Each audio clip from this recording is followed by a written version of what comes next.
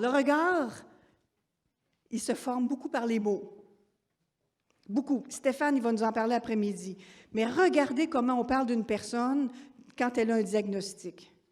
Si elle est à domicile, j'ai vu une dame l'autre jour qui m'a dit « Mon mari, la semaine dernière, il marchait, c'était mon mari qui marchait dans la maison. » Une semaine après, dans un hôpital ou dans un établissement, elle dit « C'était plus mon mari qui marchait dans la maison, c'était le patient qui déambulait dans l'unité de la structure. » Déjà, ça fait mal.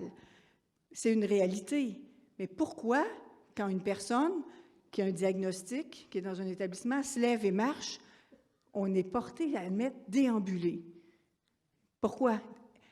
Pourquoi on fait ça? Elle marche. J'ai regardé dans le dictionnaire et marcher, le synonyme de marcher, c'est déambuler.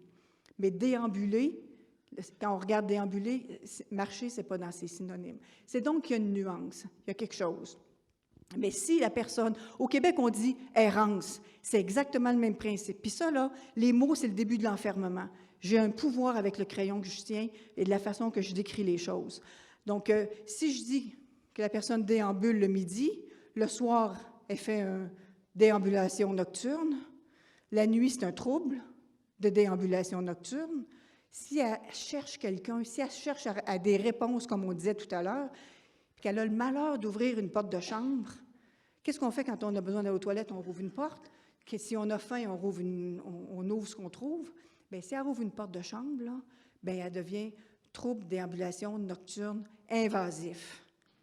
Et puis, si elle réveille la personne, c'est un trouble de déambulation nocturne invasif perturbateur. Donc là, la table est mise. Hein? Le médecin qui arrive le matin, là, qui lit ça, légalement, tout est beau. Puis les médecins, ils ne viennent pas voir. Ils ne viennent pas voir comment ça se passe la nuit. Je pense que les médecins vont prendre les meilleures décisions en fonction de ce que les équipes vont leur donner comme information. Et ça, c'est important parce que c'est comme ça qu'on médicalise des situations qui n'ont rien à voir avec le médical. Marcher, c'est une force. On devrait être content que quelqu'un marche. Mais si on n'est pas adapté, on peut tourner les choses pour décrire la situation, pour médicaliser la réponse. Ça s'appelle la médicalisation de la réponse.